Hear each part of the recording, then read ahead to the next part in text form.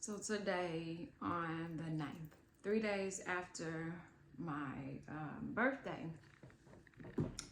I want to have a conversation about gratitude and being grateful for the little things.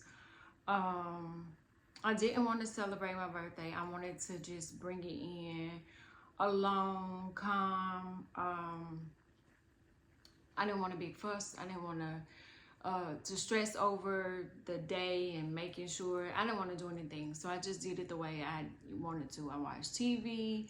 I took off of work on purpose. Um, I went to, after I got my daughter, I went to the lake to watch the sunset. And she was hungry, so that didn't work out. And I came home. Oh, I went to my mom's, got my gift, and she had a bottle of wine and she gave me. I came home, drank a glass of wine while I was doing my homework, turned it in, read it in class the next day. I was like, what? I only had one glass. But last night I decided to. One of my friends called and said, what are you doing? Let's go to drinks tonight. I was like, cool.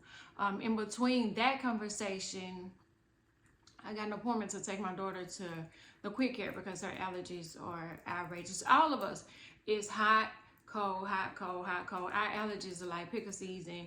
Since you won't, we just gonna go haywire. So I had to take her to the quick care, and something was making my head hurt from what they were cleaning in the doctor's office, whatever. Anyway, I was going to text my friend and say, "Let's give me a rain check." I don't want to because I got this headache, but I went anyway. And then the first place we were going to was closing in like 10 minutes, the time that it would take for me to get to my house to get there. And so we picked another place and we just sat down and we talked. And the longer we talked, I didn't want to eat anything because I was like, I know if I eat something with the way my hair is hurting, I'm going to end up throwing up. And I had already eaten. My baby took me to lunch yesterday. They had a half a day of school. And so the middle one took me to lunch after I got off work. And that's another thing to be grateful.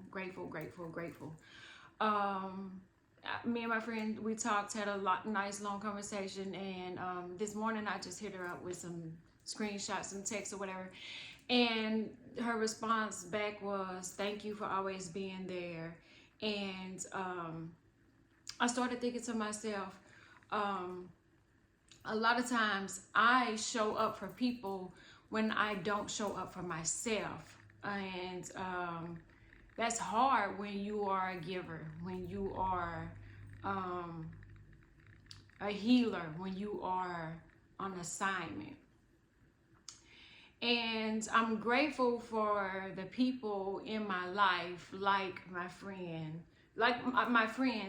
I don't have birth sisters, but the women that God put in my life to serve as earthly sisters are better than any blood sister I could ever ask for. They hold me accountable. They hold me down. They hold me up. They lift me up. But not only do my friends do that, but my kids do it. And it's so amazing to see. I made some body butter, and it was really an experiment I wanted to make for like a beard oil for the men, how I would like for my man to smell. And it's made of African sandalwood and some more things. And so I made it. See, I still carry around a little sample, and so I made it, and I sold a couple of them. I don't really sell a lot of them. And so my middle daughter was like, "Well, if you won't sell it, give me one, and I'm gonna start using it." And she uses it on her face. I didn't at first. I used it everywhere but my face. And I started seeing that her face was glowing. I'm like, "Oh my God, your face is glowing. Like there's no acne, there's no acne marks. Like it's just glowing." And I was like, "Oh my God, your face looks so good. What are you using?" She said, "I'm using your stuff." She said, "I believe in you when you don't believe in you. I believe in what you make when you don't believe in what you make." And so I end up selling some to one of my classmates. And she was like, I really like it. She was like, we were out and another one of our classmates asked for something and I was excited to pull out your stuff. So I'm grateful for the ones that show up for me when I can't show up for me, the ones that appreciate me when I feel like I haven't done anything or I haven't accomplished anything. But the relationship that I have with my kids, where they're able to say, you already know what you're supposed to be doing, you just keep playing. And the longer you keep playing, the harder it's going to be. And when you step back and you be like, damn, I raised that, or like, or I'm raising that, or I instilled that. But I'm doing two things. I'm showing them that they too can follow in their dreams. They too can do what they want to do. But I'm also showing them that it's okay to support. It's okay to be support, and then it's okay to be supported. I always say the best job that I have done thus far in my life is raise my kids. I have the most talented, amazing, smart, beautiful, educated, outspoken, determined, independent, successful entrepreneur kids that God could have ever gifted me with. Like, I'm so grateful for that. But I'm grateful on the mornings when I feel like I don't have anything to give, that they're like, but you do. You got a little bit more in you. We see the greatness and we just want you to see it. So I thank God for the people, especially the people that I'm raising, but my village. I was saying how I made a video how it's important to have a village when you're raising kids, but it's also equally important to have a village while you're still healing or you're raising yourself, because I do feel like there's a point where you have to go back and raise your inner child. So there needs to be a village for that. My friend and I joked. I said, we're the generation that's been raising people our whole entire lives. I'm like, I've been a mom since I was like 6 years old, because I had a younger brother that I was responsible for, because my mom had to work 2 and 3 jobs to support us. And so I raised him, and then I started having kids, and then I'm raising them. And so a lot of stuff has been put on us that we didn't necessarily ask for, we didn't know how to cope with, we still are dealing with, but it's made us stronger. It's made us weaker too, because we're so strong that we always want to be the strong friend. I forgot to tell my friend last night, we are so busy trying to be the strong friend. Like, I'm not gonna put that on her, because she got enough to worry about, and I'm strong enough to heal it myself. I'm strong enough to get through it myself. I don't need nobody. I don't want her to worry about me. I don't want her to have to go through the things that I'm going through, or whatever the situation may be. However, my oldest, who my friend says, she was like our little sister. I drug her along everywhere we went, so she was like our little sister. Well, my oldest said, I hate to break it to you, but none of y'all are strong. All of y'all are trying to be strong, not to worry the other, but that y'all need each other to help get to the next step. It's something she got that you don't got, something you got. So y'all have to put it together instead of hiding it from each other, or trying to say, I don't want to stress her out, I don't want to worry her, she got enough to worry about, I'm gonna leave her alone, I ain't gonna put her through it. So be grateful for the people who keep you humble, that keep you grounded, that keep you loved, that keep you supportive, that if you need a kick in the ass, they give you that.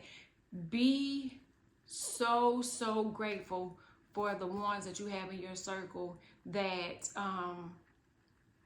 you always feel like grateful that you have this person, that person, you had this experience, because one day memories and pictures are going to be all that you have left, and the material things you can't take with you. And so create memories, create love, keep that community, build on it, love on each other, and love yourself most importantly, because without a lot of those things, we drive ourselves crazy. And we're so caught up in the hustle and bustle of everyday life that sometimes we forget to watch the sunset, to be present in the moment, to be grateful, to see the changing of the leaves on the trees, the seasons changing, the fall, spring, winter. Like, be grateful, be present, catch a full moon, catch a new moon, catch a sunset. I want to catch a sunrise on the beach. That's the one thing I haven't done yet, and I want to. So, and I was listening to somebody. What was the message? Shit, I don't even. I'm gonna have to go back and find it. But stay present in the moment. Be grateful. Stay humble. Love those who love you. Support those who support you.